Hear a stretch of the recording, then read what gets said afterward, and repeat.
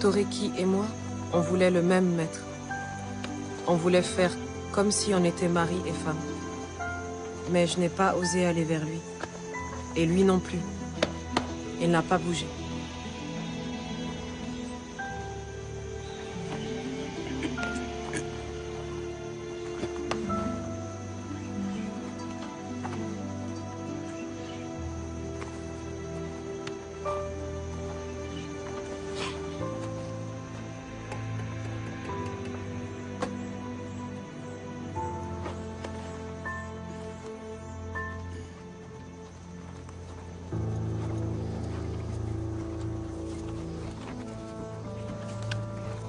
Est vendu 270 captifs, dont 136 répartis en 18 lots de 3 à 6 membres.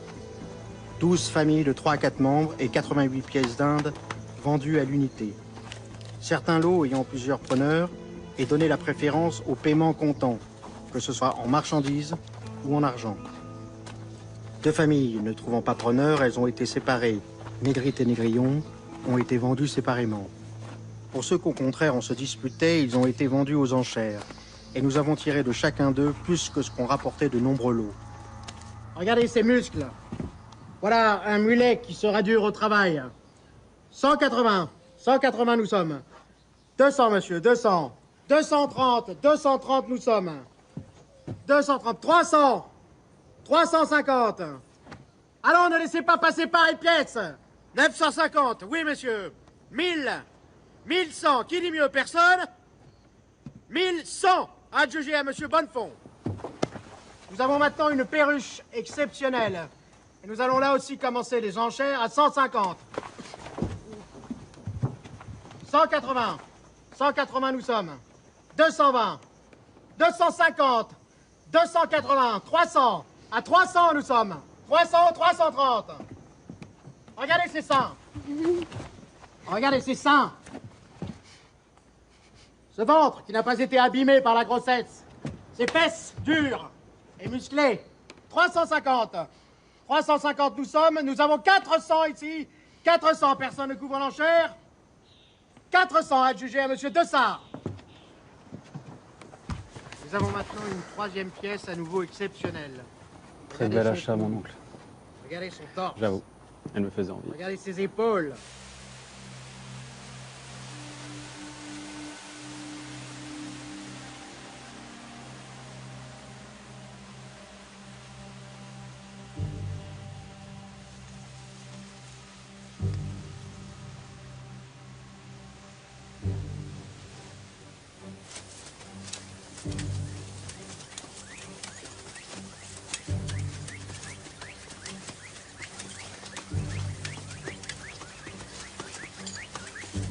Quand nous sommes arrivés à l'habitation, comme ils appellent ici la propriété du maître, Un prêtre nous a fait un discours pour nous expliquer que nous avions de la chance.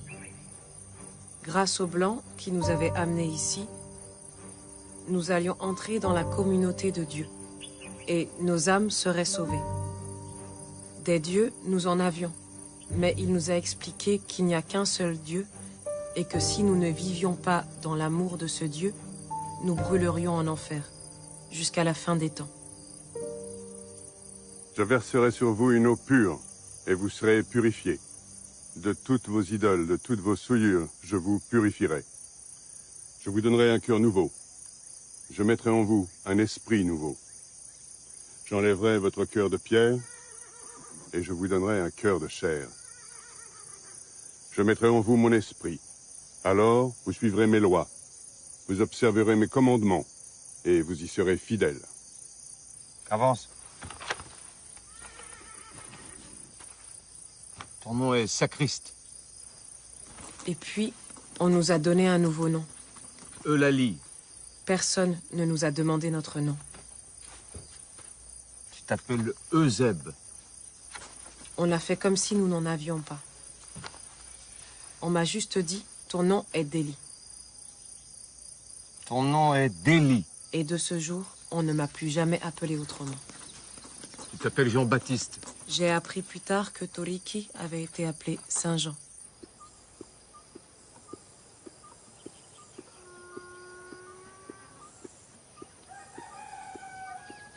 Votre parrain ou marraine vous enseignera les usages de l'habitation.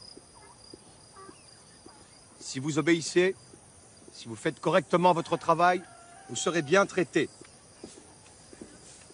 Mais tout acte d'insubordination, toute tentative de rébellion ou toute tentative de fuite seront sévèrement punis selon les dispositions prévues par la loi.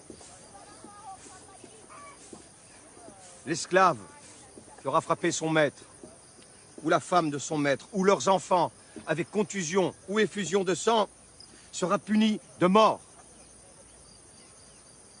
Et si vous cherchez à vous enfuir, vous serez aussi puni selon la loi. À sa première tentative, l'esclave fugitif sera marqué d'une fleur de lys à l'épaule. À la deuxième, il aura le jarret coupé. Et à la troisième, il sera puni de mort.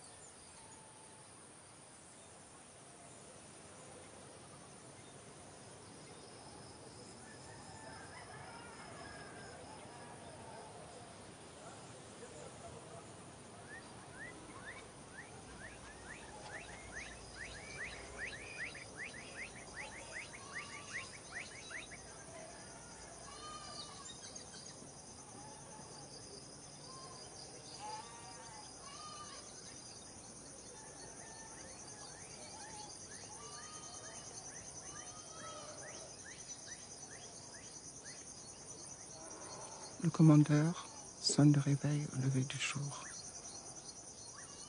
Mais quand le jour est court, on se lève de nuit. Après, c'est la messe, comme ils disent. Une sorte de prière pour leur Dieu. Et après, on part au travail.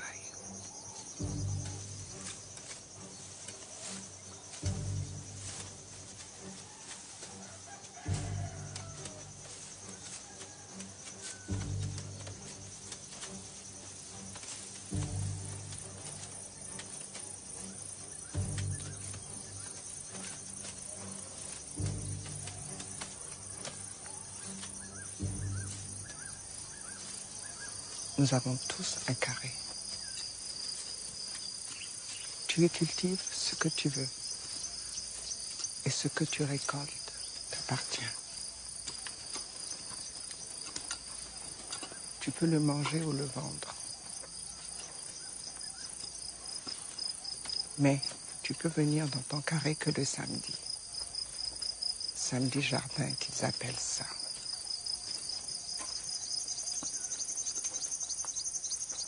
Quand tu vends quelque chose, tu gardes l'argent. Il est à toi. Mais il ne faut pas le laisser dans la case. Il y a des nègres malhonnêtes qui volent l'argent. Il y a des femmes qui rachètent leur corps avec leur corps. mais des fois le maître. Mais pas ici, parce qu'il y a sa femme. Mais chez son neveu, c'était comme ça.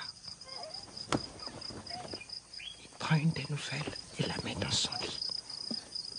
Et des fois, quand la femme sait y faire, il tombe amoureux et lui donne sa liberté. Mais pas toujours, hein. Parce que le neveu du maître, il couche avec toutes les nouvelles, mais jamais leur donne la liberté.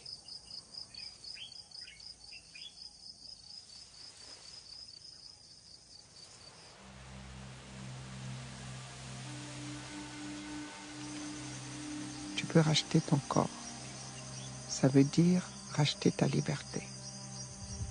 Et la plupart des nègres qui travaillent dans ce pays de malheur meurent au travail avant d'avoir pu économiser assez. Il faut tellement d'années pour économiser que t'es vieux et plus bon à rien quand tu y arrives. Et tu fais quoi quand tu es libre? Tu traînes dans les rues sans travail, sans rien pour dormir ou manger. Tu en verras des libres quand tu iras en ville. Tu verras des pauvres nègres qui ne sont que des vieilles loques. Et les quelques-uns qui ont réussi à gagner de l'argent, c'est parce qu'ils ont tellement bien servi les Blancs qu'on leur a donné des primes. Mais ils sont devenus blancs dans leur tête.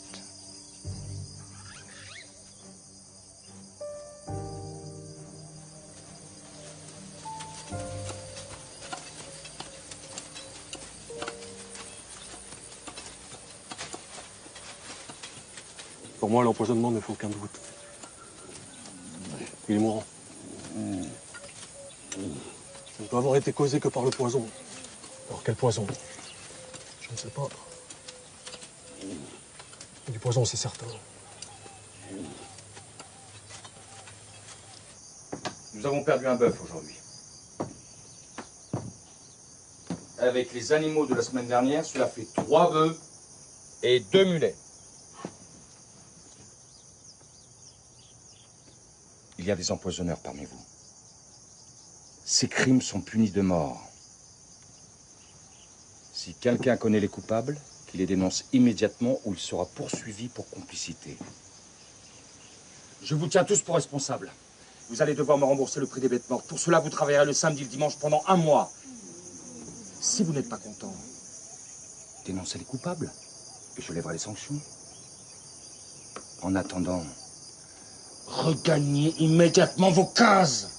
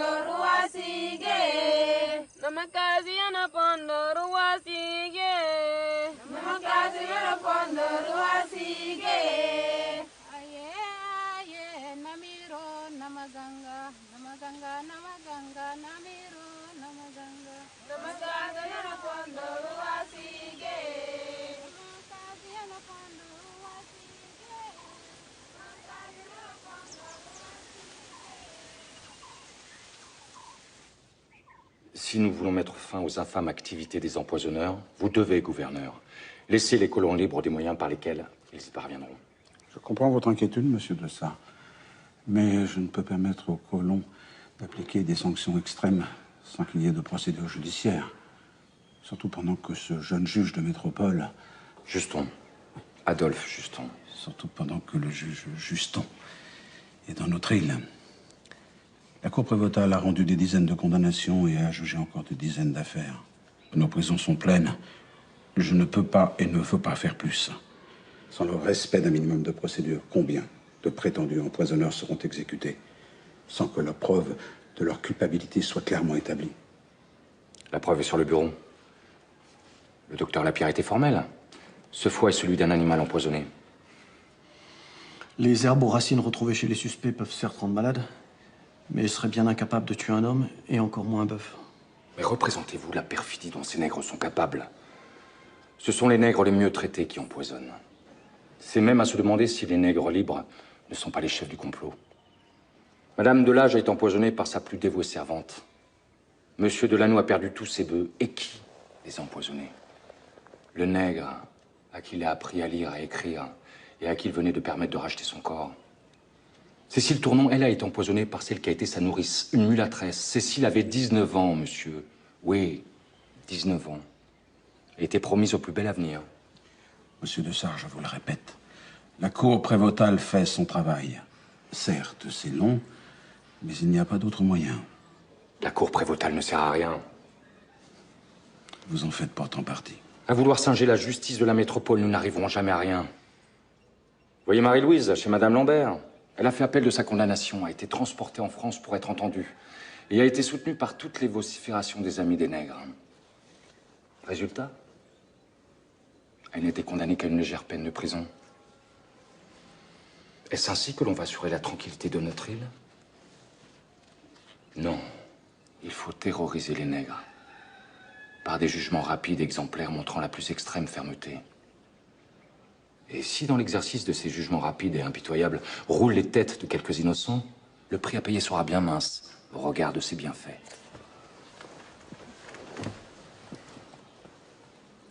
Messieurs,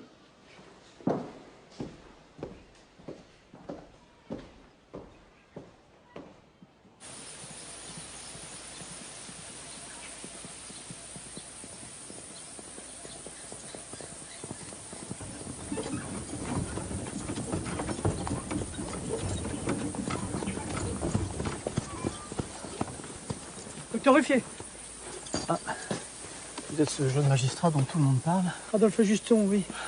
Auriez-vous quelque temps à m'accorder? Je dois aller voir un malade, mais prenons le temps de bavarder. Docteur, plusieurs choses me laissent sceptique concernant cette affaire d'empoisonnement. À commencer par l'incompétence notoire des médecins. Les signes dans lesquels le docteur Lapierre veut voir la main d'empoisonneur évoquent plutôt pour moi une forme de choléra qui frapperait autant les hommes que les animaux. Il me semble que les colons ont de tels préjugés contre les Noirs qu'ils sont incapables d'imaginer autre chose qu'un plan visant à les détruire tous. La vérité est que depuis l'indépendance de Saint-Domingue, ils ont peur, de plus en plus peur. Les plantations n'ont cessé d'être agrandies. Il a fallu de plus en plus d'esclaves pour leur faire produire toujours plus de sucre. Et aujourd'hui, les esclaves sont en si grand nombre que s'ils venaient à se révolter, l'île pourrait être en un rien de temps mise à feu et à sang. Alors les colons ne dorment plus. Et leurs nuits sans sommeil ne font qu'accroître leurs angoisses. Très bien.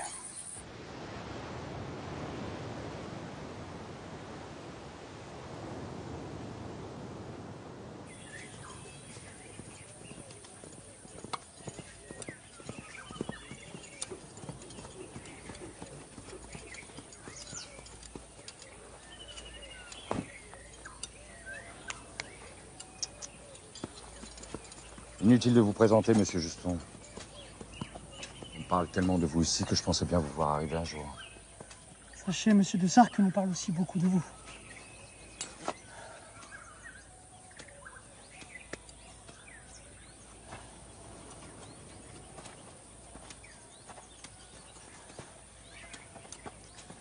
Ma femme, Bienvenue. Madame, les gens de France comme vous se font des idées parce qu'ils ne connaissent rien à la véritable situation dans les colonies. Vous venez d'arriver. Mais quand vous aurez passé quelque temps ici, vous nous comprendrez mieux. Et vous vous convaincrez de la nécessité de conserver l'ordre établi par le maintien de l'esclavage. Il n'y a pas de travailleurs qui veuillent venir de France. Et quand par hasard il y en a un, il ne résiste pas au climat de cet affreux pays. Seuls les nègres habitués à la chaleur des tropiques peuvent travailler ici. Mais la race de l'homme que nous avons à commander est infernale et traître. Ce sont de véritables serpents. n'est-ce pas un peu excessif? Les nègres et les gens de couleur n'ont guère en vue qu'une chose, et qui fait frémir. La destruction des Blancs. Pierre. J'espère que nous trouverons à ma fille un bon parti, pour qu'elle puisse contribuer à accroître la race des honnêtes gens, tandis que nous travaillerons ici à diminuer celle des scélérats. Et c'est aussi ma mission, monsieur de Sart. Ce n'est que par les moyens les plus sévères, les exemples les plus marquants. Et en vérité, il faudrait inventer de nouveaux supplices pour faire périr les scélérats, que nous parviendrons à maintenir notre tranquillité pendant encore quelques années. Pourtant, il me semble que vous n'avez jamais été aussi prospère. Les colonies ne redeviendront jamais ce qu'elles ont été. Mais si le gouvernement veut la conservation des colonies et les protège un peu plus que par le passé, nous rétablirons notre fortune. Croyez que ce n'est pas rien d'avoir acheté chaque année 10, 15, 20 nègres pour remplacer ceux qui sont morts. Mais ils se donnent la mort avec une facilité déconcertante. Merci.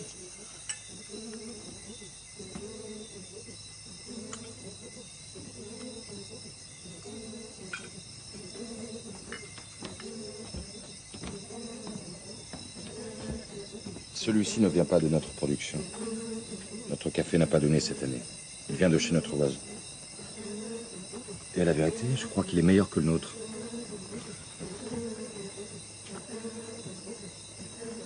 Quand la musique résonne comme ce soir, notre fille peine à s'endormir.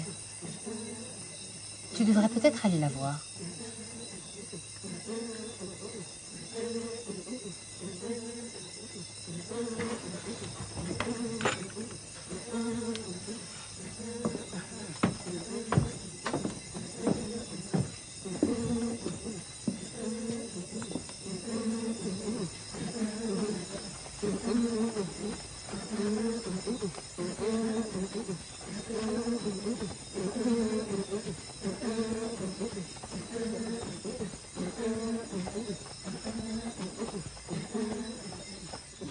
Si cette musique peut tourner la tête à des hommes faits, Dieu sait comment elle peut tourner la tête d'une jeune fille d'à peine 13 ans. Vous savez, j'ai plusieurs fois observé leur fête sans être vue. Vous n'avez pas idée du point auquel les mouvements des deux danseurs sont à l'opposé de la pudeur. Voyez le nombre de mulâtres. Presque tous sont les enfants naturels de colons mariés. Ces hommes qui ne serreraient jamais la main d'un nègre n'hésitent pas à étreindre une négresse parfois de force pour satisfaire leurs envies.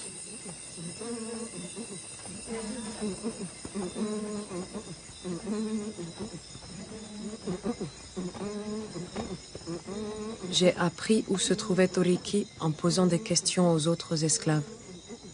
Lui faisait la même chose. Il est venu me retrouver plusieurs fois la nuit, en partant tôt le matin pour être rentré à son habitation, chez le neveu de Dessart à l'heure du réveil.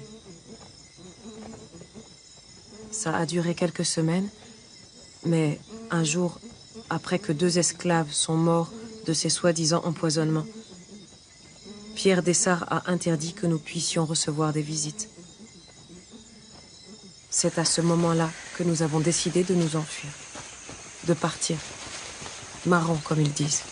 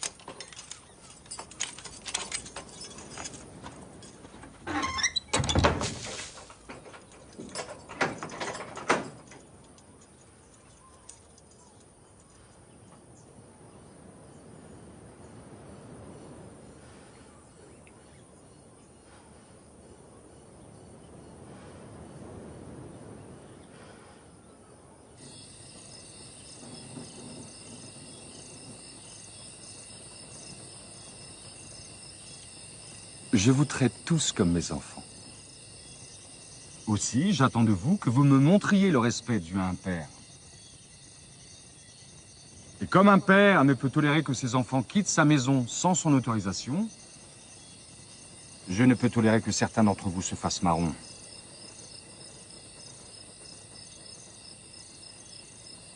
Vous connaissez tous les peines encourues en cas de fuite. Le gouvernement nous a demandé de ne plus appliquer les mutilations.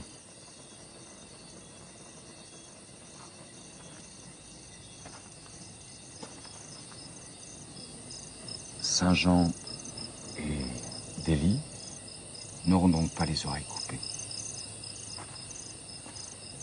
Mais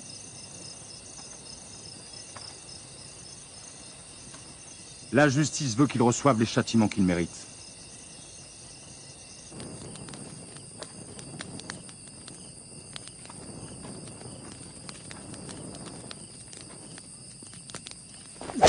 3,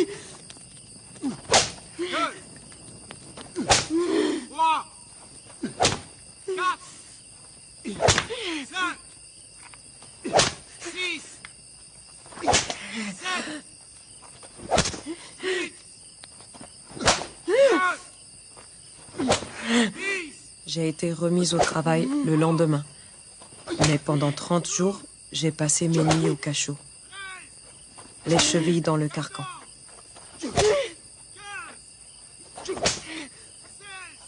Avant de m'enfermer, le régisseur frottait mes plaies avec un mélange de citron et de purée de piment. C'était pour éviter l'infection. Mais c'était une véritable torture supplémentaire.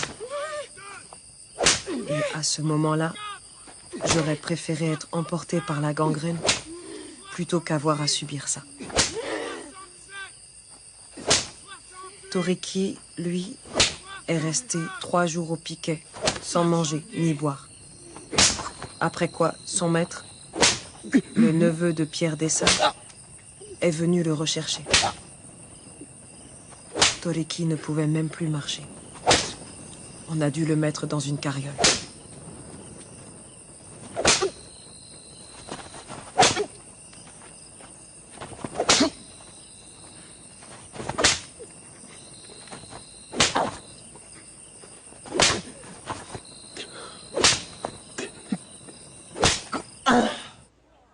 Pierre Dessart n'est pas le pire.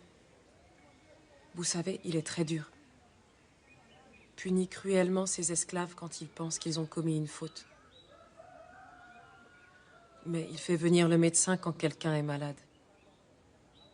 Fait garder les enfants par des serviteurs pendant que leurs parents travaillent.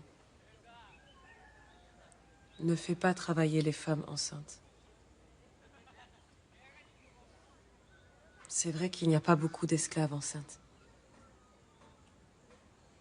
En un an, il n'y a eu que 2 naissances chez Pierre Dessart. La plupart des femmes préfèrent faire couler leur ventre plutôt que de donner naissance à un enfant esclave.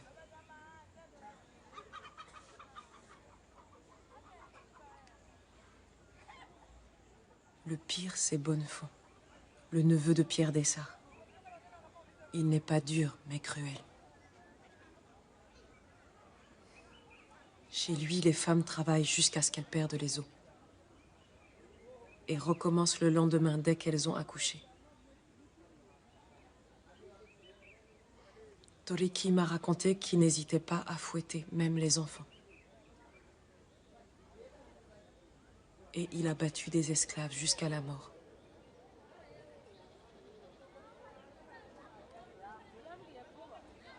Maintenant, je dois vous laisser avant que le marché soit fini. Laissez vos ignommes. Vous avez assez perdu de temps comme ça.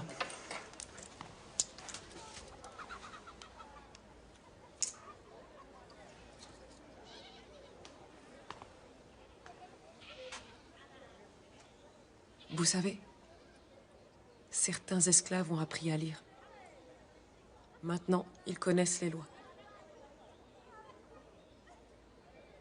Un maître peut battre ses esclaves, mais il n'a pas le droit de les tuer. Un homme tel que Bonnefond ne mérite que la prison et pourtant il continue à sévir. Je n'ai pas pouvoir de police ici. Je ne peux qu'enquêter, mais je vous promets de le faire.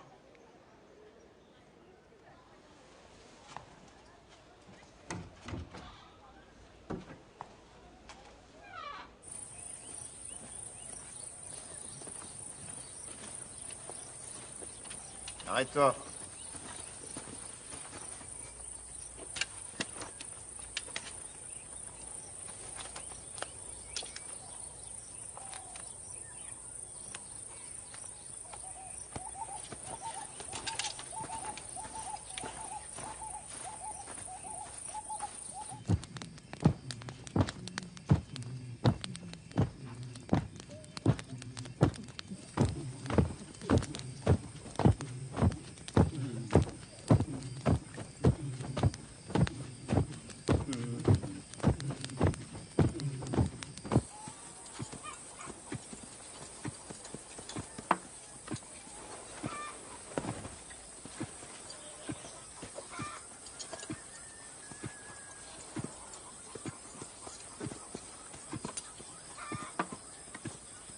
Vous pouvez visiter ce que vous voulez.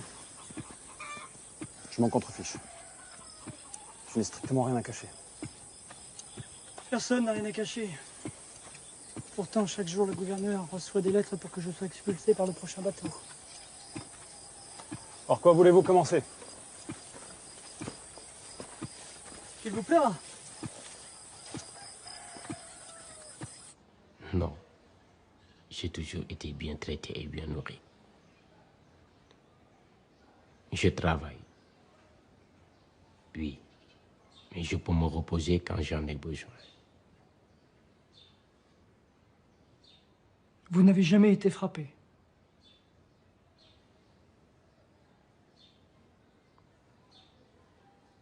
Jamais.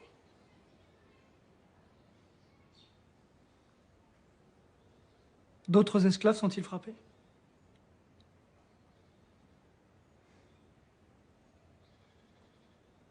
Non.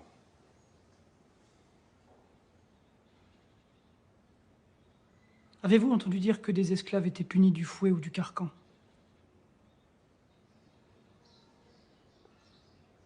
Non. Vous n'avez jamais entendu dire que des esclaves étaient cruellement punis pour avoir osé répondre à leur maître?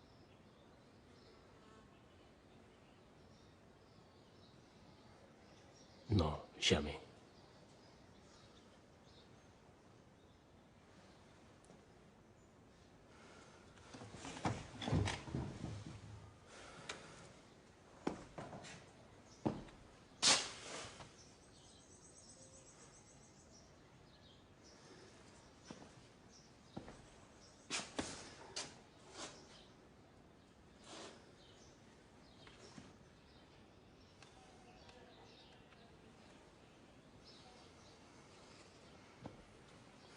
De quoi as-tu peur?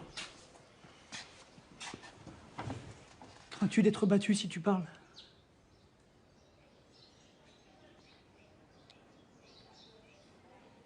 Tu cherches des preuves de mauvais traitement. Des punitions. Parfois des tortures. Toi et tes amis, vous voulez qu'on en parle?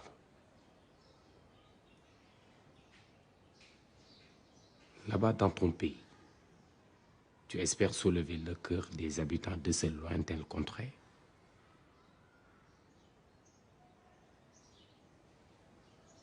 Tu espères qu'ils vont mêler leurs larmes avec celles des pauvres noirs? Dis-moi, l'esclave serait-il assis sur un trône d'or? Cela le rendrait-il moins esclave?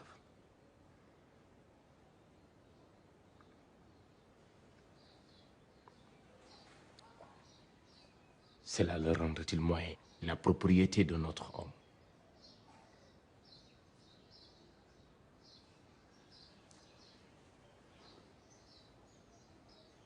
N'est-ce pas contre cela que tu dois te dresser?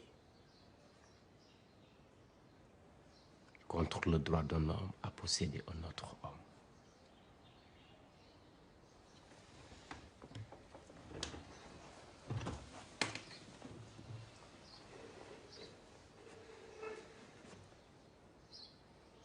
Je t'ai déjà trop parlé.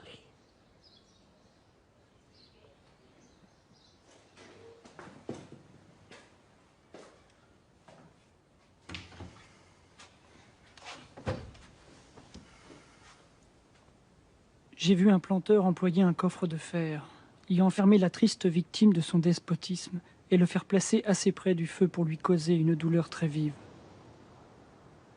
J'ai appris d'un jeune homme qu'afin de les reconnaître, il avait fait couper les oreilles à 6 esclaves que son père venait de lui donner.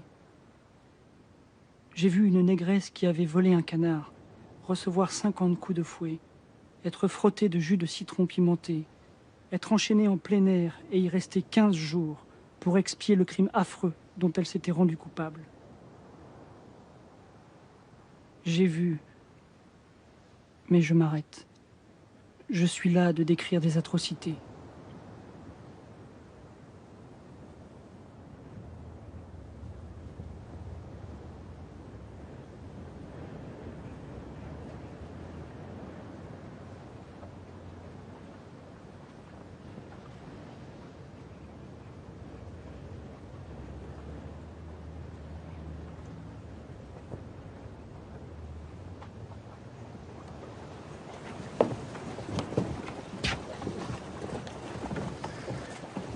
sera en France, faites très attention à ce que votre servante n'écrive que sous votre surveillance. Ces coquins utilisent toutes les ruses possibles pour faire parvenir ici des textes avec lesquels ils pervertissent les nègres en leur parlant d'égalité et de liberté. Certains vont même jusqu'à faire passer aux colonies des textes exigeant l'abolition de l'esclavage.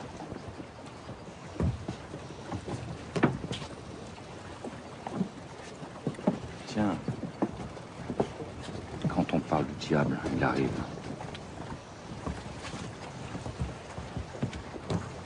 Il est heureux qu'on se soit enfin décidé à l'expulser.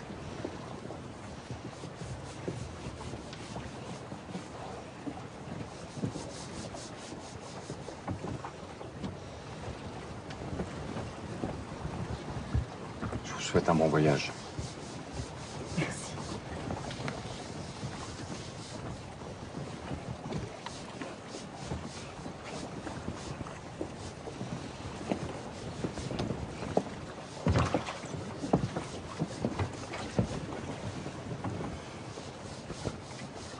Tu n'as plus rien à craindre.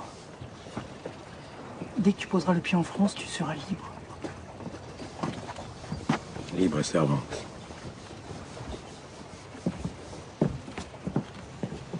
Arrête d'avoir peur. Tu vas aller en France. Tu es libre, libre. Tu peux t'occuper d'elle?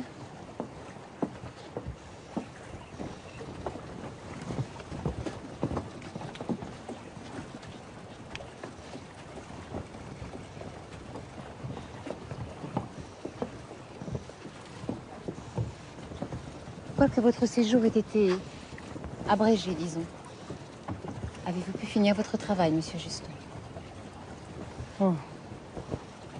Je crois que quelques mois supplémentaires n'auraient pas apporté d'éléments nouveaux. Ce que j'ai vu est assez. Bien que je ne partage pas ses idées, je remercie votre mari de m'avoir ouvert et sa maison et son cœur. Il a promis de nous rejoindre dans 2 ou 3 ans maximum, mais je n'en crois rien.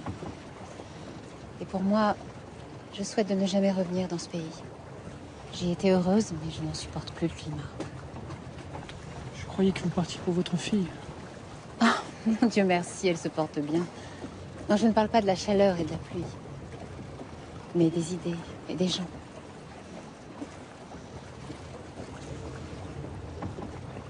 Il n'y en a que pour l'argent. L'argent, toujours l'argent. Tous les moyens sont bons pour accroître sa fortune. Il s'est établi dans cette colonie une épouvantable hiérarchie qui dicte tous les rapports entre les hommes. Ceux qui ont de l'argent méprisent les colons qui n'en ont pas. Les blancs méprisent les noirs et les mulâtres jalousent les blancs et méprisent les nègres. Il n'y a guère que ce monsieur Bicêtre à qui l'on fait un mauvais procès, qui, quoique mulâtre, a défendu les nègres. Et les nègres eux-mêmes n'échappent pas à ce sentiment. Les nègres domestiques méprisent les nègres à talent qui eux-mêmes méprisent les nègres des champs. Ce n'est plus dans la colonie que haine et mépris des uns envers les autres.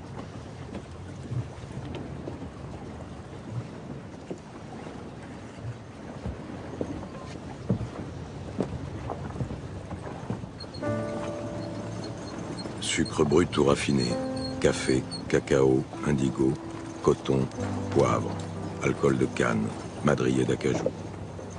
Les cales et entrepôts du bienfaisant sont chargés des marchandises qui, outre l'argent liquide, ont servi au paiement comptant des esclaves.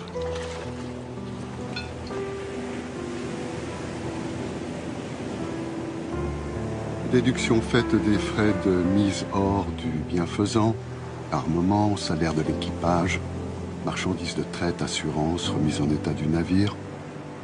Le bénéfice à attendre de cette campagne de traite est 4 fois plus élevé que ce qu'aurait rapporté tout autre investissement.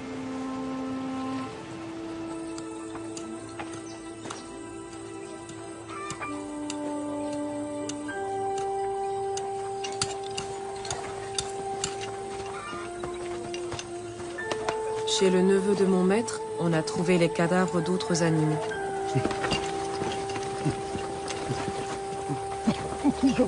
Le maître de Toriki, Bonnefond, l'a accusé d'empoisonnement ainsi que 2 autres esclaves, Eusèbe et Solitude, qui attendaient un enfant. Ma marraine savait que Bonnefond voulait punir sévèrement Toriki. parce qu'il a osé parler à ce magistrat qui vient de quitter l'île. Les juges les ont condamnés à mort tous les trois, mais ils ont attendu que la femme Solitude accouche avant de la faire pendre.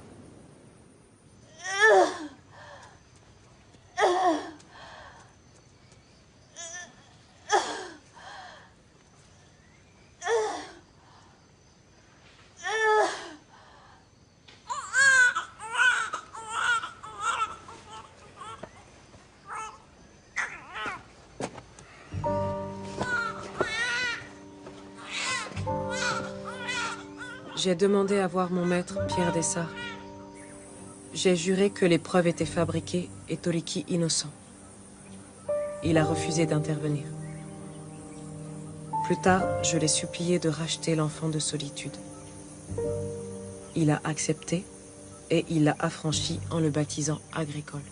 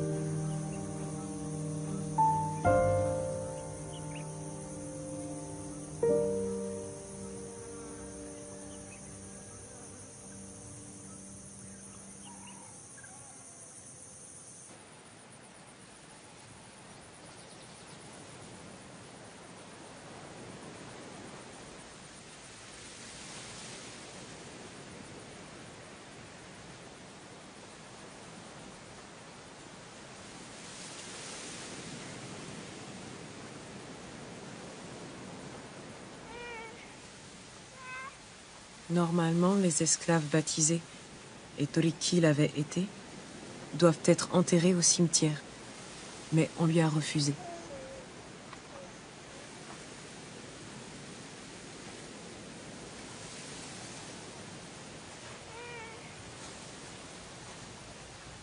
Je l'ai cherché longtemps. Je ne l'ai jamais retrouvé.